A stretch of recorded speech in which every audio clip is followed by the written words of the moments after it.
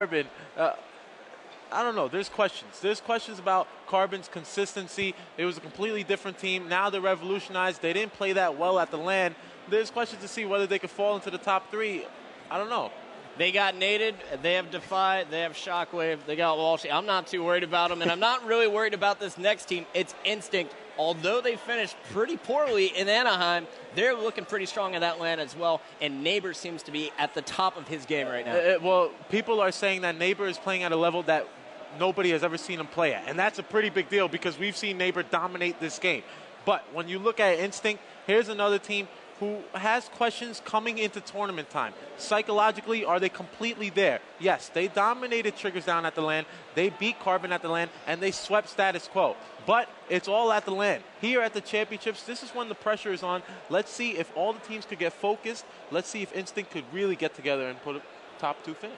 Scott, what are you thinking about Instinct coming in this one? I mean, he took all the words out of my mouth, but basically, you know, they've landed against the top teams. They land against Triggers Down, who I thought was unbeatable, and they beat them at the LAN, and that shows a lot. For me, I see Neighbor growing as a player. He's finally back in a comfort zone, and that's going to make him play to his best potential. But my only question about Instinct is when their backs up are against the wall, when it's 2-1 or when it's 2-0, and if things are not looking good in the third game, is Neighbor going to take his headset off and is he just going to play, or is Neighbor going to rally his troops like a true leader, and is he going to get them to a first place finish? That's what we're waiting to see.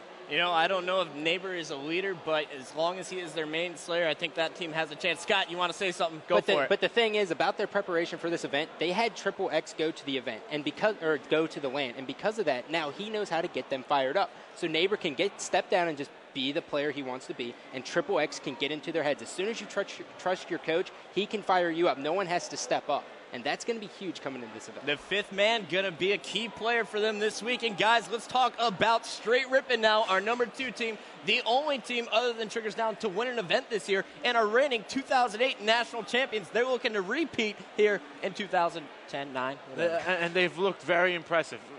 Straight Rippin looked impressive in Anaheim. They took Triggers Down to 11-game series, the first that we've ever seen in Halo 3. Looking at Straight Rippin coming into this event, they haven't lost a stride. They are not looking at themselves as the number 2 seed. They're looking at themselves as the defending national champions, and that's what they are. Hometown heroes coming here in Orlando, Florida. I don't expect Straight Rippin to miss a beat. I expect them to be on fire. And you know, not to go against you or anything, but the player who I'm looking at to make the difference on Straight Rippin is Legit.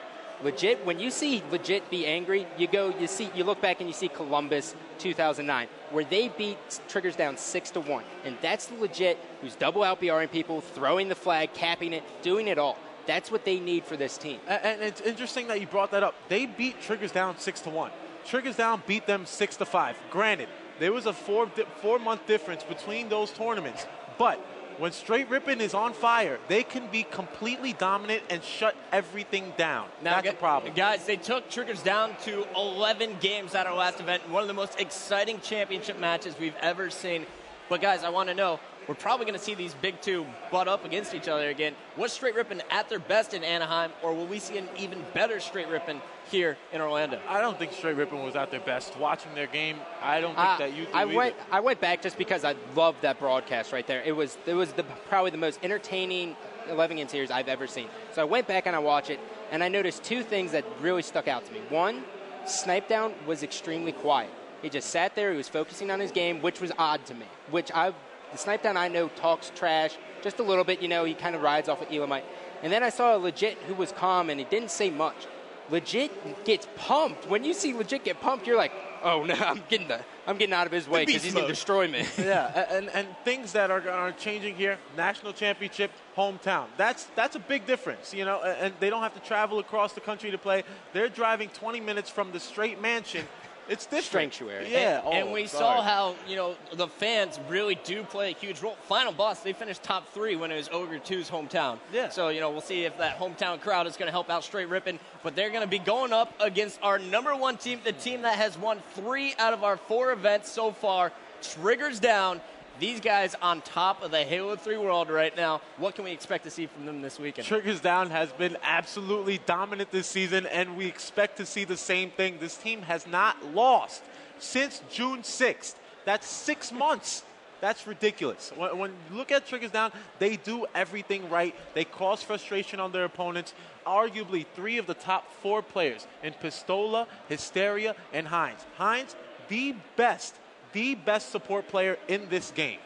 That's a strong statement right there. Yes. Scott, what are your thoughts? What can we expect to see? I love these Triggers Down highlights. I can watch them forever. I expect to see a Hysteria we haven't seen. Hysteria's been quiet.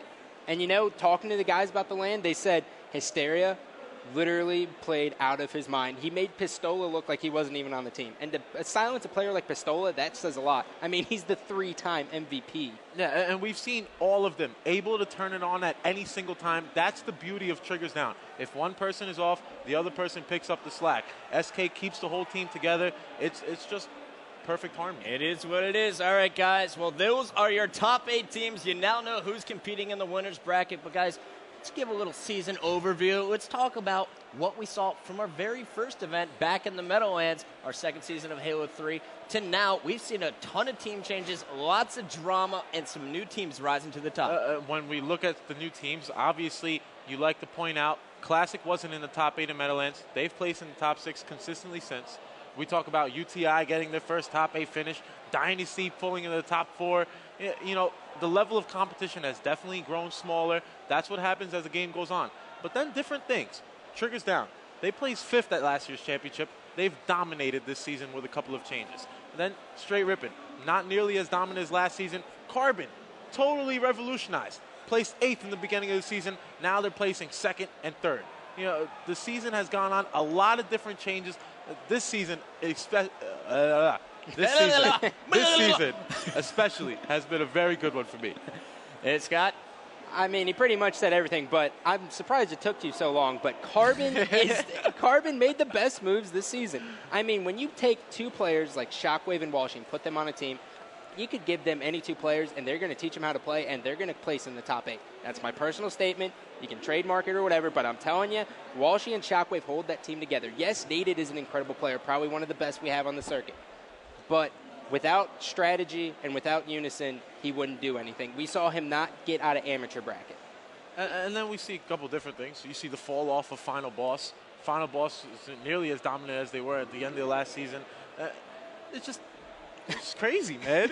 You don't expect these changes. That's the craziest part about it. Instinct, 2nd place at last year's championship. Look at where they are now. Coming into this event, yeah, they're the number 3 seed, but not nearly as dominant as the number 3 team. All right, guys. Well, I think that wraps it up. I'm pumped up for this weekend, and tonight we have the All-Star game. Now, before we go, you're going to be back on for some predictions later in the show. We'll do it. We're going to be talking to some pro players coming up here. But before we go here, pregame All-Star predictions. I bleed blue, which is the East Coast, and I'm saying sweep. Yo. Sweep 7-0. Right here. It's for sure. East Coast with my man, The Situation. Ooh. Oh, all right. Well, you know what, guys? I'm throwing it out there. West Coast, Hysteria, Naded. First time ever? What a Snipedown. sellout. We hold 6 in a row. Doesn't he live in New York? Well, yeah.